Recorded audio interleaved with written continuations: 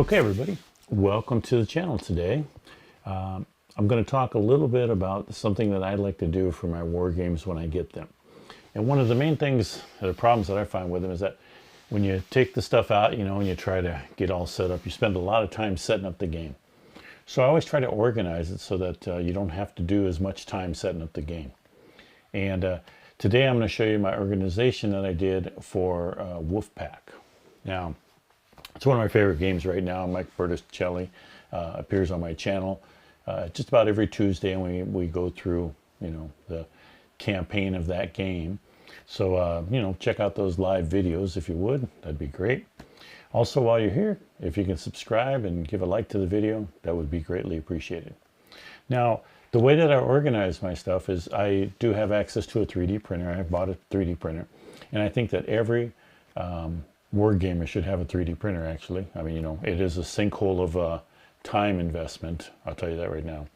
But you can make all kinds of cool stuff for your war games. And I'm going to show you what I did here on how I organize everything. So let me just change cameras here, and I'll put my face up there so you can see it. So this is WolfPack, and it comes with a plastic bag. You see I have a lot of these plastic bags here. I use them to organize it originally on the game, but then I also take and throw them away, basically. So after I get everything organized, I want to make it so that all the components fit back into the game box, and that way I can put it up on the shelf. And I also want to make it so that it can sit on the shelf like this. I don't want it to lay down. I want this stuff not to get disturbed while it's on the shelf. So let me show you what I've done here.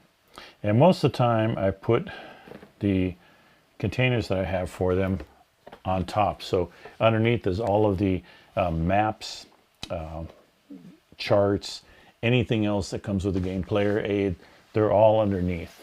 And I put this on top, and I make it so that when the lid comes down, everything is flush with the top here. And you see the first thing I have here is for the card decks. And you can pull this out and set this off to the side here. And let me make sure that you can see that. And what I've done is I've made it so that I had to use every inch of space in this box to make sure that I have the game would fit all inside here.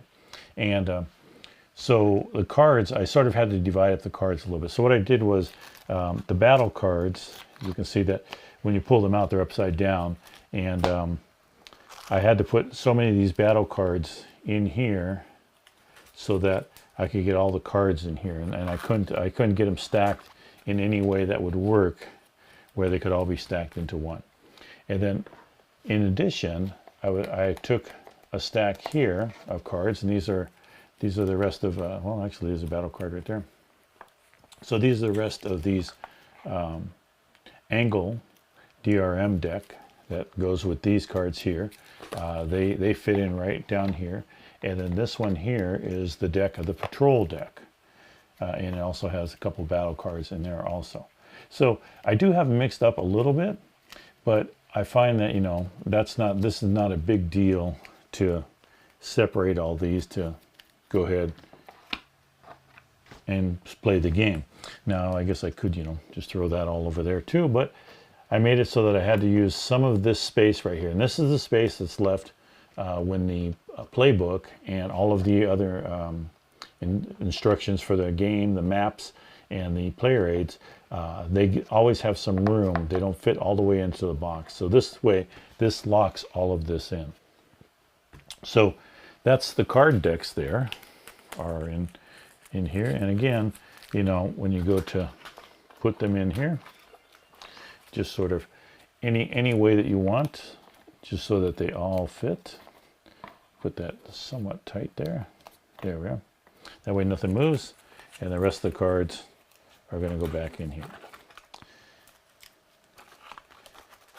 And I just sort of deal them out, level it off, and there's all my cards back in here. Okay? So that way these are all stacked nice and flat up to the top. So the next box that I made actually fits on top of the submarine cards here. We have the submarine cards here, and so they have to fit in here someplace. So these fit down there, and this box goes right on top of that there. And for this box, when you open it up, you see that I have trays in here. And notice that these trays have a handle there which locks into the lid. And once this closes down on it, it locks it all together so nothing moves in here. And that I found works pretty good. And then on these counters, I have little tabs here that you can lift them out of there. And I also made, and let me transfer over to, I think, this camera here. Yes. And you can see that they're all at different lengths here so that they all are even across the top. And the same way here.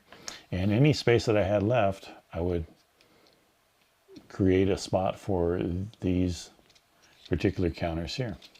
So the reason I have all the counters coming to the top is that I found that if I don't do that, if I don't have them all level with the top, and then when I put this on, they will flip around inside there and they will flip on over. And so that kind of defeats the purpose there, because when you put it up on the shelf, they'll fall over. Now, if you weren't putting it up on the shelf, you just stacked them, you know, on top of each other like that, it wouldn't be a problem. But I like to put them in the shelf. So these are all of the counters, and again, you see here's another counter tray in here. And the nice thing about that is you can take these counter trays out and you can put them right next to the game so that you have easy access to them. So they're right next to the game, and you have easy access to them and grab whatever counter you need here. So if you need, you know, a submarine, what is it, DRM or setup, or U-boat comes in, or if you need to, you know, add or subtract to your hit, all of these counters are right here. And then I do have the torpedo counters here in this little one, and the subs here, and here's your 9s and your 7s. And I have this open one here because you do have to draw for the captain. So you can toss them all in here, mix them all up, and draw out of this one if you want. I also have one that doesn't have anything in here, so you have a bigger container if you want that bigger container and not have such a small one to reach into there. So this goes back down in there, and like I said, everything locks in. And this has to go on top. Now this has to go in this area because when this card deck goes in here, that card deck has to fit up to the front here so that it blocks these cards and they don't move in the box either. So everything is made to not move in the box. So the last one that I have is this one right here. And let me bring this up. And you can see that there's a gap down here from these cards. And that fits in right down there like that. And that allows you, and let me go over to my other camera here. That allows you to have the ship counters. All the ship counters are in here. And I wasn't able to get them perfect, but I did get them a majority of, you know, where all of the lower number, the number 1s are in this file here. Let me flip it around that way so you can see it. And the number 2s, it's part of number 1s here. I think there's some number 2s that start separating. Nope, these are all the 1s. Sorry, we got a lot of 1s. Here are my number 2s right here. And then we go over to this side here, and I got the 3s in there. And let me make sure you can see that. And then on over here, we go into this one, and this is our 4s and 5s over in this part right here. Now these don't matter if they flop around because they're not enough to twist in there. So that doesn't hurt them. And then we have your torpedo reloads here, and some other counters right here. So the counters go into a specific spot in the trays and also in the box. And I don't know if I need to show you this. I probably should. You know, I mean, it'd be nice if I did show you. Pull this out, and these can come out, and then the cards here. And then here, like I said, are all your playbooks, all of the player's aids. The map is down there at the very bottom as I pull out all the player aids here. Oops. And there's the map right down there. So there's the map at the bottom. And then all your player aids fit in. Now, I like to rotate the splines of the manuals. I like to flip them back and forth. That way, they're not all on one side. They don't stack up on one side and make one side higher than the other. Place that back down there. Put my card deck right up towards the front there. Submarines go down there. My ship counters are going to go here. And this goes back in here. And again, like I said, you can pull all these trays out and you could, you know, have them so that, well, that was fast. Let me, and I really actually want to go back to this one there. There we are. All right. Here. So I made it so that, you know, all these trays, once you pull this out, all these trays sit there. You can pull the pieces as you need them, put them back as you need them. It makes it so that you can clean it up relatively quick. There I am back there. Clean up the trays relatively quick and put them back, put it all back together. Set this down and let me see here. And then take and put it up on your bookcase. Oh, can't really see it right there. But you can take and put that up on your bookcase. You can stack them like this. It stays, it's closed all the way. You know, I guess if you shook it back and forth, you could eventually get it all apart, but it's made so that it will sit in a bookcase. And man, GMT boxes fit tight, don't they? And it's made so that they fit in the bookcase, and then when you open it up, nothing falls out.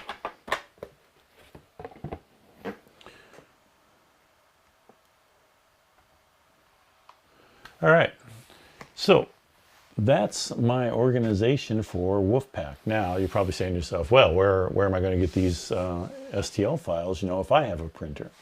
And they will be available soon. I'm trying to see where I can house them or where I can host them to make easy access for you. So if you do want to make sure, just go ahead and subscribe to the channel. I will definitely have it in my next video where they're going to be located so you can download them.